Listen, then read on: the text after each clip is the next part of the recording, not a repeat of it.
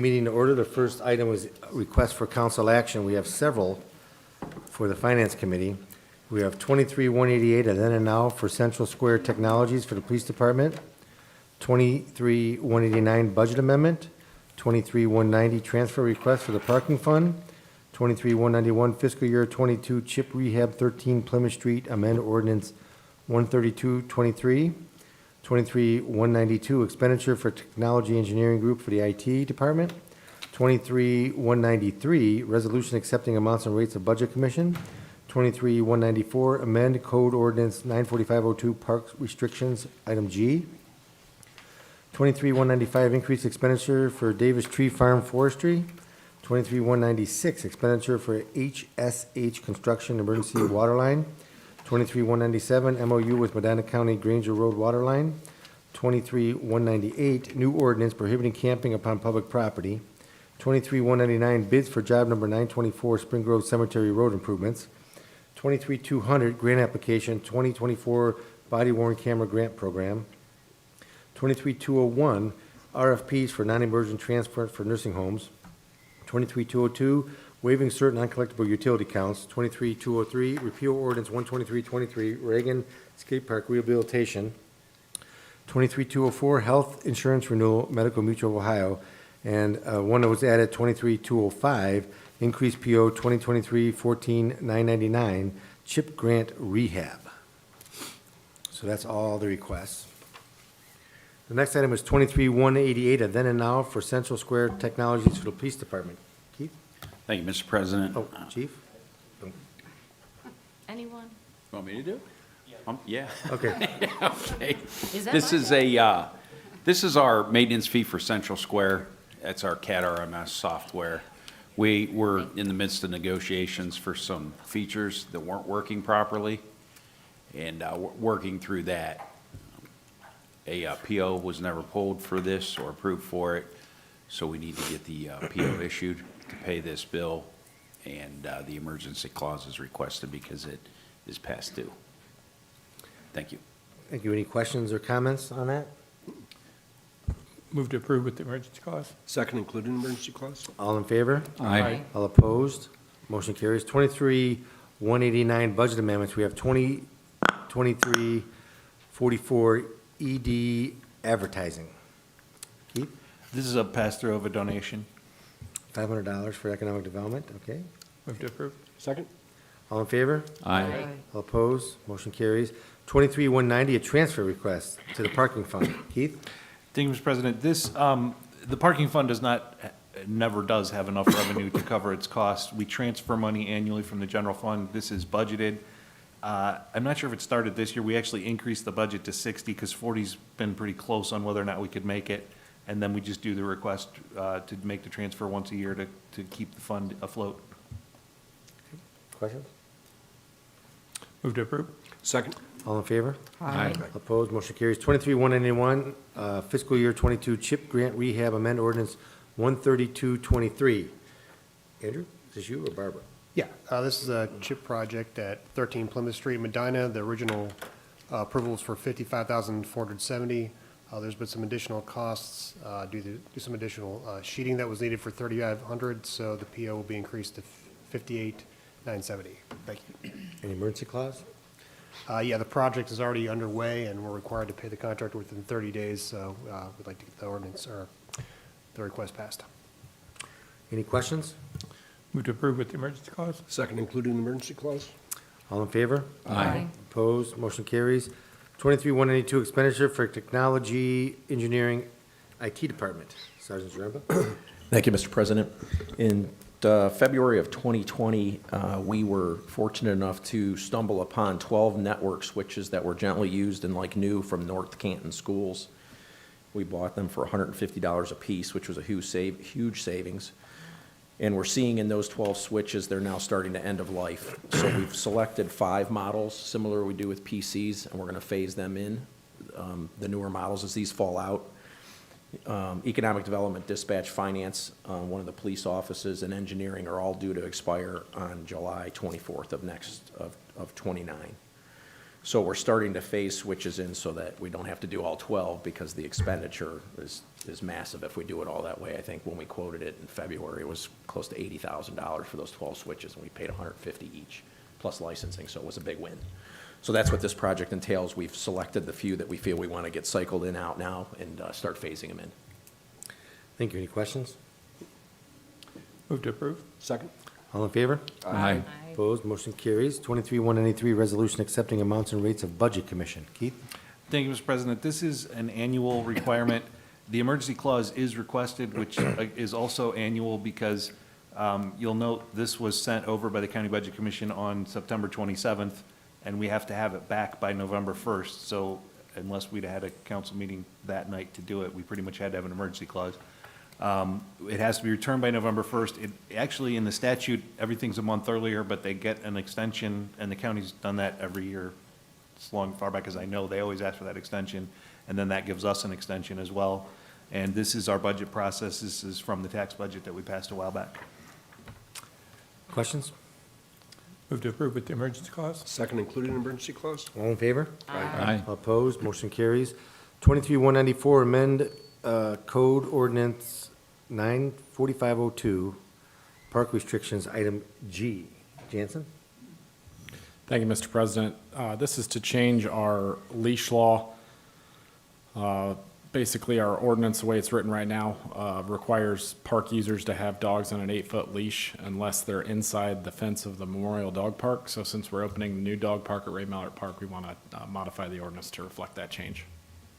So it's inside or outside the dog park? The dog can be off-leash inside the dog park. Our ordinance specifically says Memorial Dog Park, so the Right. change is to change it to Ray Mallard Dog Park. New dog park. Okay. Any questions? Move to approve. Second? All in favor? Aye. All opposed, motion carries. 23-195, increased expenditure for Davis Tree Farm Forestry. Jansen? Thank you, Mr. President. This is to increase our purchase order so we can secure trees for our fall tree planting. Thank you. Move to approve. Second? All in favor? Aye. Opposed, motion carries. 23-186, expenditure for HSH Construction Emergency Water Line. Oh, Patrick. Thank you. Yeah, I can take this one. As you may know, we had a pretty significant water break on the Rocky River several weeks ago.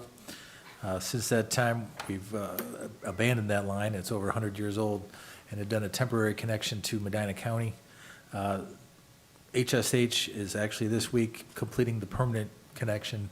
We were able to get the plans done and approved by the EPA, and they're doing that work right now. Any questions? Move to approve. Second? All in favor? Aye. All opposed? Motion carries. 23-197, an MOU with the county for Granger Road Water Line. Patrick? Kind of backpedaling on the last ordinance or resolution. We are changing the water service. Our customers on Granger will be becoming county customers. We've done this before with the county at different locations where it made sense. This is something we had planned on doing. It's been in our master plan for quite a while.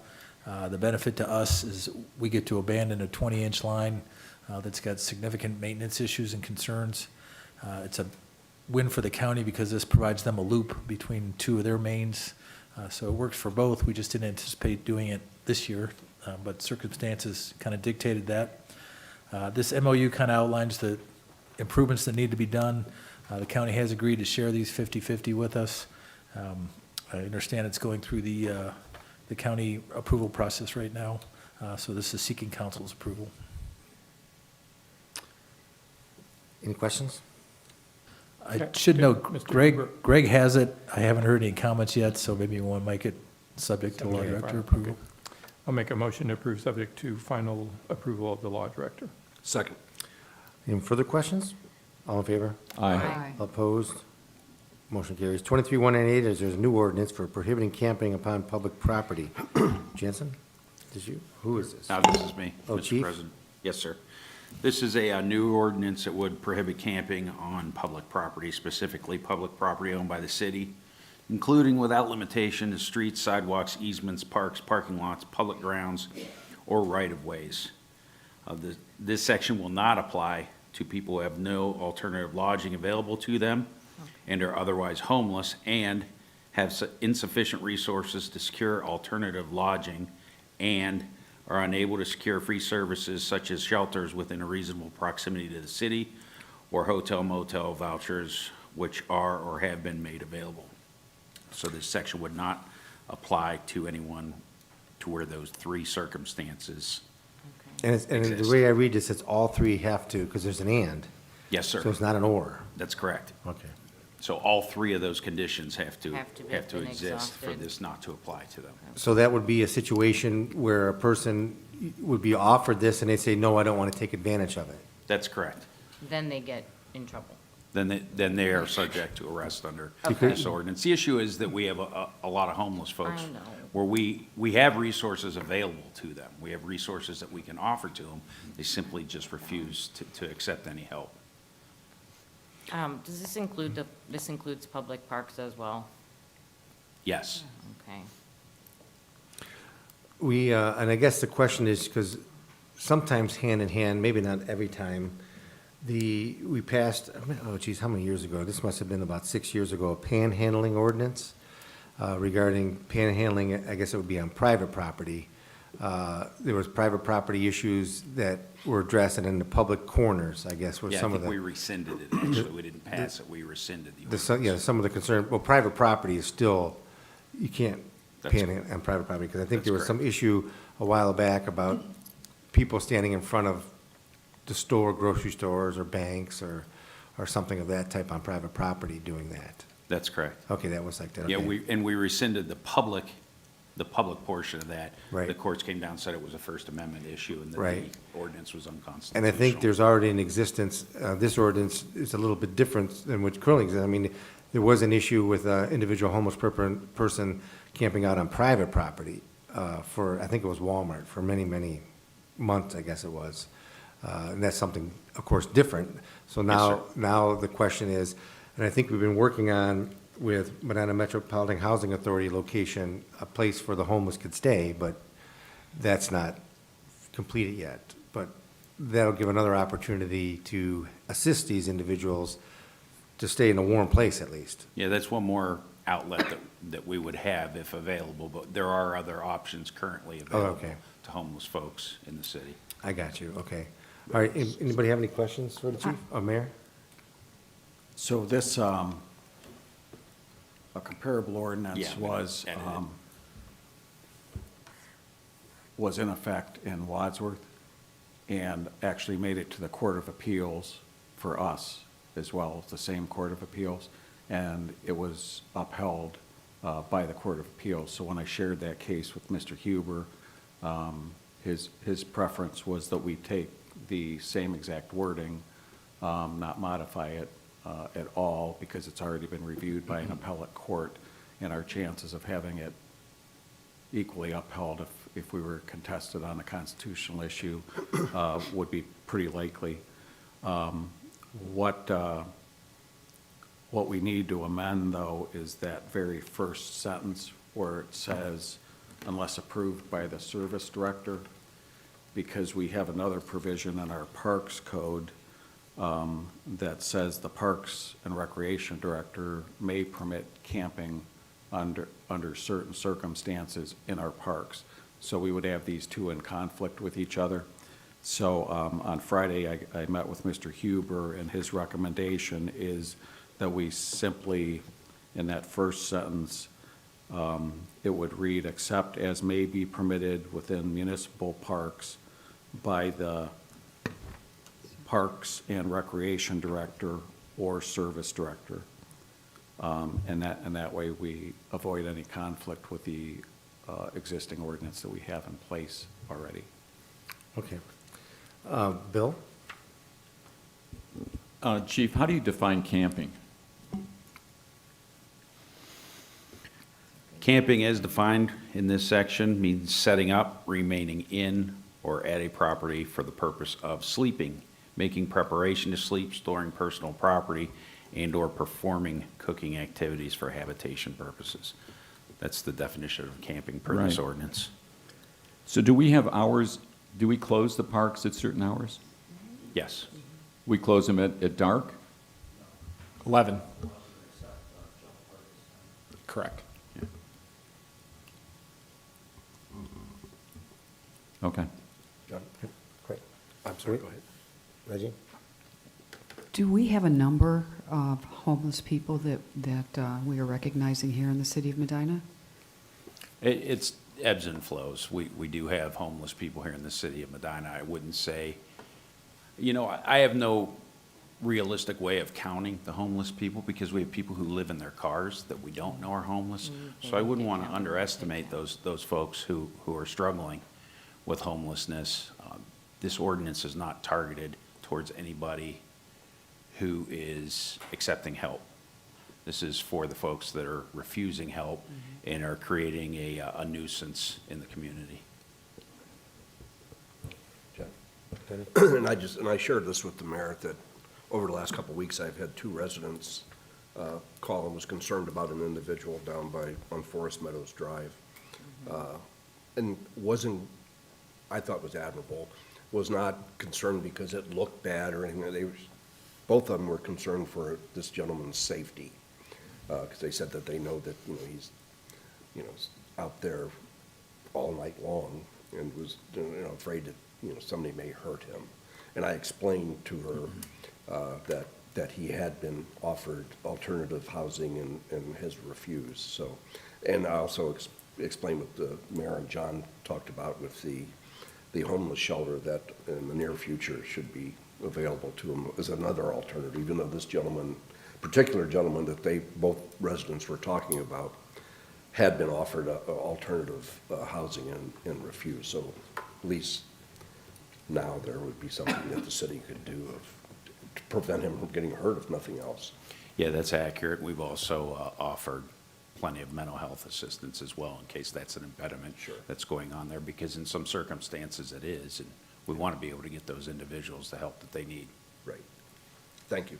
Okay, thanks. Any other questions or comments? I have one more. Yeah, Bill? So, Chief, does that include, when we talk about public property, does that include the right-of-way, like the tree lawns? Is that, Yes, sir. that's part of that? Okay, Yes, thank sir. you. Any other comments? I'm sorry, Jim. I was just going to mention, just to update the council, the Board of County Commissioners have approved, I think it's up to a 2-year lease, it might be a little bit longer than that, for MMHA to move into the professional building while they're renovating for the homeless shelter. And then while they look for a new place, the MMHA. So that was good, because it would delay the homeless shelter if they had to look for a space. So the county was gracious enough to permit them, at least for a period of time, to use the professional building. Good. So we're hoping we can get that, my point is, we're hoping to get that moving pretty quickly here. Well, yeah, hopefully we can provide a safe, warm, safe meals and help that, individuals would need, because there's no need to be living on the street. I mean, that's the roughest. If there's other places to go where it's safer and better care, I mean, that's what everybody should try to strive for, I would imagine. So, okay. I'll make a motion to approve, subject to the modification of adding the Parks and Rec Director in with the Service Director. Second. Any further discussion or comment?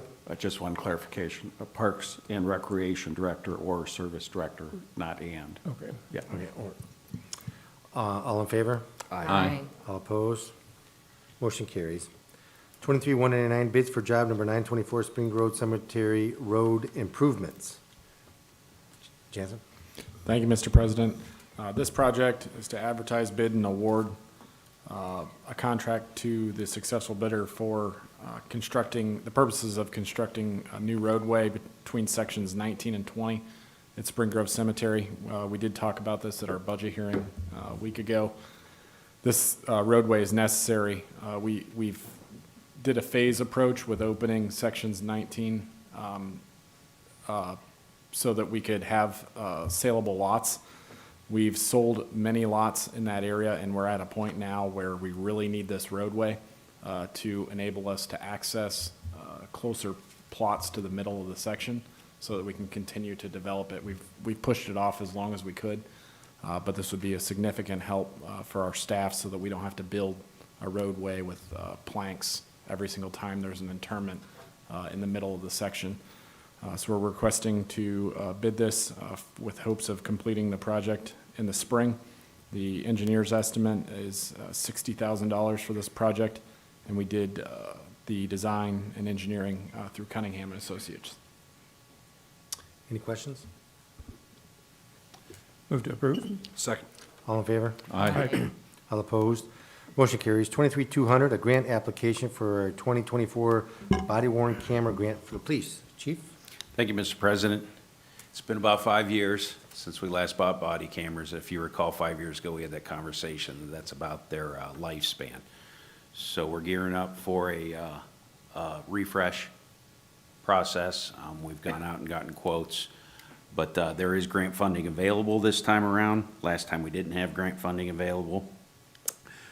So in this, we're requesting authorization to submit the grant for $87,182 and acceptance of that grant if it is awarded to us. There are no matching funds, however, this only pays for the body cameras and the infrastructure. To support that, we still have to pay for the car cameras, which is a significant cost as well. So depending on if we get this grant or not, we'll see where we stand. Questions? Move to approve with the emergency clause. I'm sorry, I will, the emergency clause was requested because the grant deadline is passed. It was last week. Second, including an emergency clause? Any further discussion? All in favor? Aye. All opposed? Motion carries. 23-201, RFPs for non-emergent transport from nursing homes. Who's handling this one? Mayor?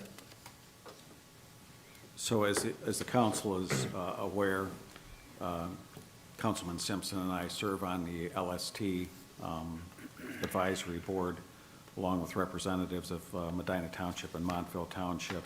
And it has come to the attention of the board that as a result of the non-emergent companies leaving the city, because it's easy for these nursing homes to just call 911 and send a advanced life support team to transport these folks. Some of the non-emergent things that we're seeing and talking about are somebody had a blood work 3 or 4 days ago. The blood results come back, and now all of a sudden the doctor wants them to be seen at the hospital. So they transport them by ambulance with advanced life support to be evaluated at the hospital. Altered mental status, maybe a fall, unknown if there's any medical issues or not. And we used to have Carlson's transports here in the city. We had Life Care out at 620 East Smith, and it appears that those moved out of the city because people were using the 911 system versus the private transport, because the ambulance comes right away. Sometimes the non-emergency transports, it might be 30 minutes or 45 minutes or longer, and they didn't want to wait. But what we're seeing with the volume of calls is that there are many times during the day that we have all 3 of our squads tied up, and many times tied up on non-emergency calls. So that then if that 4th call comes in, we're either calling Sharon Center or Mutual Aid, Lafayette, for somebody that really needs the advanced life support, but they're tied up with these non-emergent calls. So the ability of this request for proposal is to show them the volume of numbers we're dealing with, what we expect those numbers are in non-emergency transports, to show that there would be some revenue to be made here in the city. And we've asked them, as you probably saw in the RFP, of how many units they have, what they think their response time would be, whether they would house here or have them nearby, as far as response times and things like that. And we would like to just evaluate this and see if there's a way. The next step would be if we can find interest with a company or a number of companies, is to then try to have individual meetings with these facilities and try to help educate them on what's an emergency and what is not an emergency. We tried to have that at the hospital first before we got to this step. And I forget the number now, Denny, you may know better than I too. I was thinking it was like 24, 26, 28, just in this 3-jurisdiction region. And we got 2 different facilities to show up, Western Reserve and the one on Springbrook Drive. The name escapes me right now. It used to be Evergreen, I don't know. Yeah, right. So this is what everybody's used to, and this is what they've done for years. But now, not only is the nursing homes out of fairness, but as we've had added senior housing, for particular 699 East Smith, we're probably down there multiple times a day. And many times it's the individual resident, pulling a pull cord, and I can't really tell you why they need the ambulance, but they need a ride to the hospital. So what we're hoping to do is work with the nursing homes to kind of curb those calls, to keep the life support advanced for those cases where it's necessary. And then also try to educate, like the folks down there at 699, the management, that if you could help triage this for us a little bit. What we don't want to do, and I know the chief is a bit reluctant with this as well, is we don't want a dispatcher on the phone trying to evaluate, is it an emergency, if it's not an emergency. And of course, the hospital's in the same predicament. If somebody calls and says, I need an ambulance, they just don't want the liability of trying to determine whether they really do or they don't. So we're trying to have alternatives, cheaper alternatives. I mean, every time they run that ambulance, it's probably a minimum cost of $600 to $700, whereas a transport would be significantly lower because of all the equipment and the training and so forth. But we just think there's a better way of doing it. The first thing is to see if there's interest.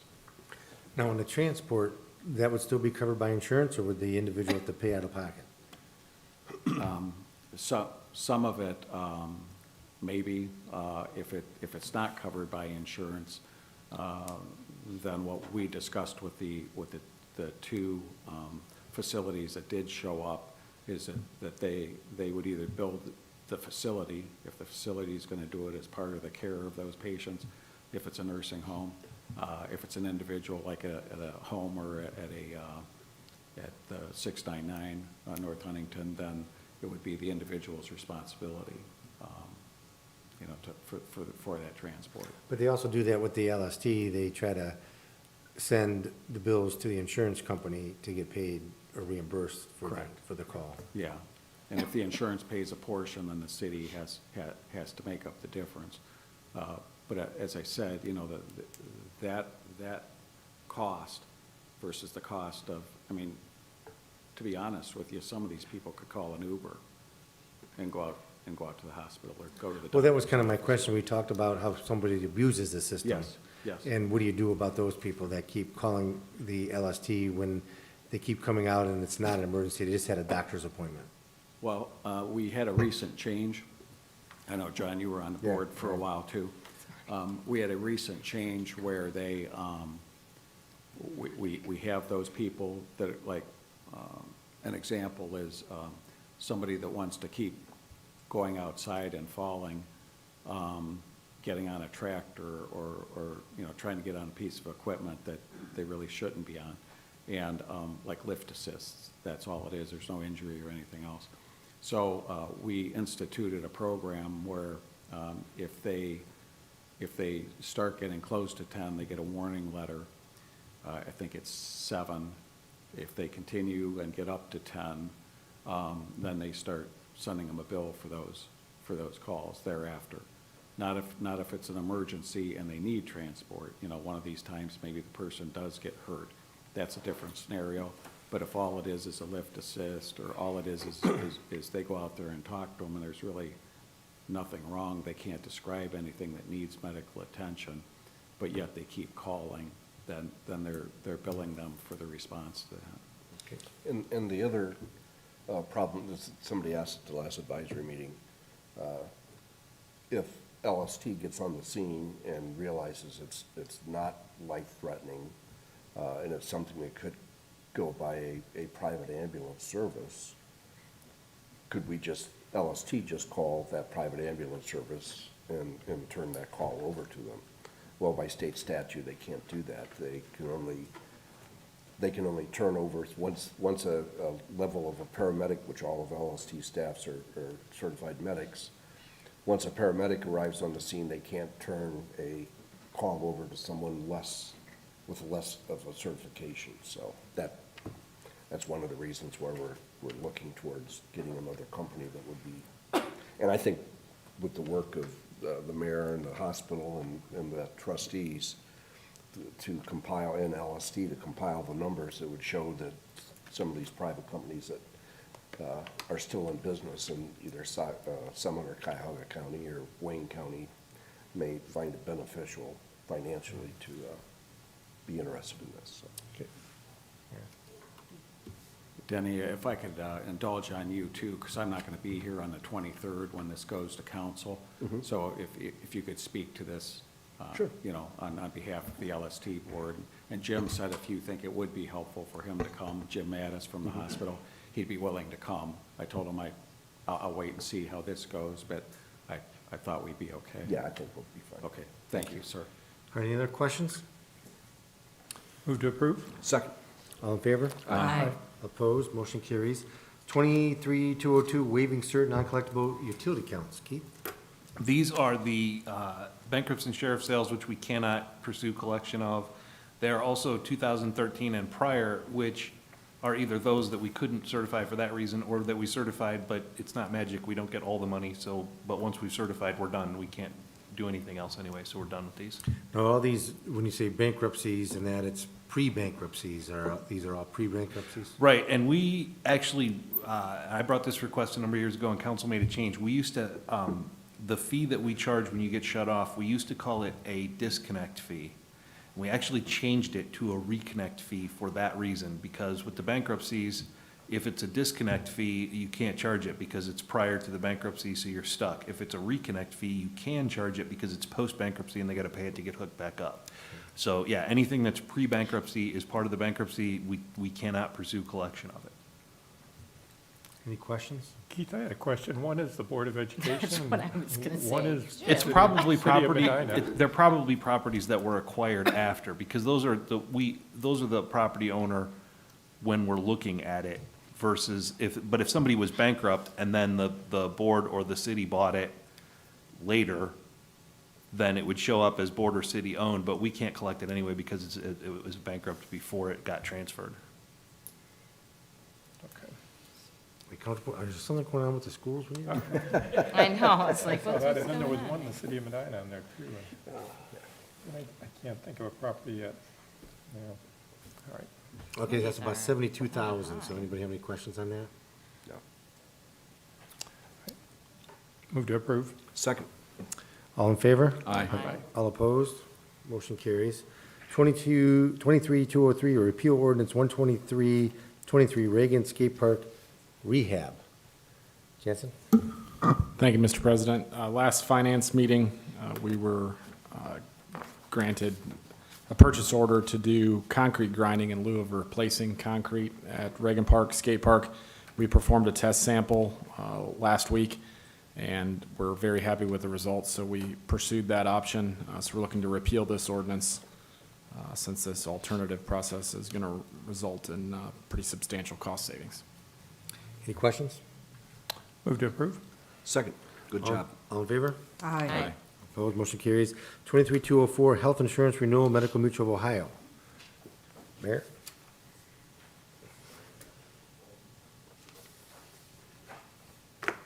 Thank you, sir. So, council has before them the quotes that One Digital, which is the former DS Benefits, got for us. We had a couple companies that offered us a reduction of what we're paying now annually, but none of them would commit to a 2-year, whereas Medical Mutual, who we've been with for the last few years, agreed to a 2-year contract with 2% the first year and 0% the next year. Some of the other advantages of Medical Mutual is they provide us $3,000 every year in wellness dollars. We use about half of that to fund the employee assistance program, and then the other half, roughly $1,400 to $1,500, to replace, warn, or upgrade the equipment in the workout room. We also had a visit from Medical Mutual representatives to show them the condition of the workout room and how aged some of the equipment was. Barbara helped a great deal with that. And as a result of that tour, they agreed to give us in 2024 $4,500 for additional workout equipment. It's a one-time grant only for 2024. We have a rebate that's pending because we have to get through the entire 2023 year. But as long as we're 95%, if we're 95%, then we get a 5% rebate, 95% or lower. And that's cost of premiums versus cost of claims. And if we're 96%, then we get a 4% rebate, 3% if we're 97. So right now, through the end of August, because I haven't seen September yet, we're averaging right around 79%. So it's looking real likely we're going to get that full 5% premium, which is a savings of $146,000, $146,285. So if you take that savings over what the cost of the premium would be and then average it over the 2 years, it would still be a savings of $14,628 lower in each of the 2 years. So $14,628 in 2024, and that same number again in 2025. None of the other companies offered us a 24-month renewal. Yeah, I probably should have read my notes first. So we're currently at 70% of the premium versus the claim ratio versus 79%. So that's better yet. And then also with MMO, we have locked in dental coverage and vision coverage with no increase at all. So for all of those reasons, well, I would answer any questions that you may have, but I'd respectfully ask that we renew with Medical Mutual.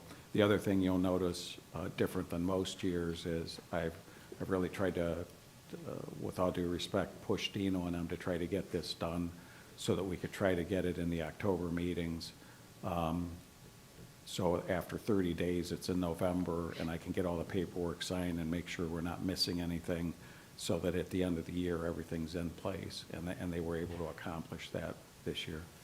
Thanks, and just to, so everybody understands, I think based upon this, just so everybody understands, from the city as a whole, the premiums that the city pays is about $3 million for healthcare coverage for everybody. So it's not a small amount at all.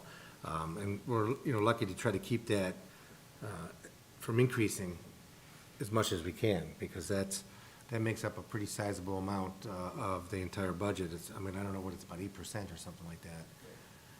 So we're, just for the healthcare coverage, so that's a pretty sizable expense, but it's good that we got it locked in for 2 years.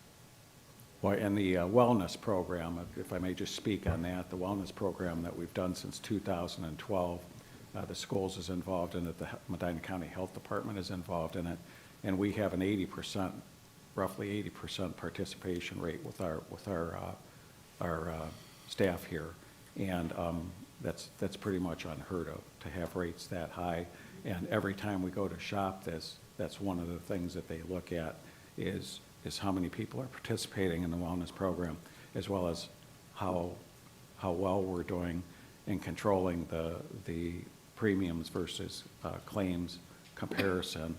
And fortunately for us, and thankful to our staff members, that we've been doing very well. Any questions? Move to approve? Second. All in favor? Aye. Opposed? Motion carries. If there's no objection, there's one more item to add to the agenda. This is item 23205, to increase PO 2023-14999, Paul Davis Restoration for 30 Circle Drive. Barbara.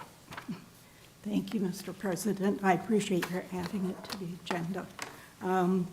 The original purchase order was approved by Board of Control, and then, so this request spent a little time in a file in Sherry's office, thinking it could be an increase there, but it couldn't. Finance made a decision today. So we are increasing this purchase order by a different amount than you have on your paperwork. The increase is actually $5,250, so that the new purchase order amount will be $25,249.08. And it is, emergency clause is requested because this contractor's been working in this property, and they found additional mold. There are 3 children in the house, so we need to get it corrected. Any questions? Barb, did you say 33 Circle Drive? 30. 30. Move to approve with the emergency clause? Second, including the emergency clause? All in favor? Aye. All opposed? Motion carries. Anything else to come before finance? All right, the finance meeting is adjourned.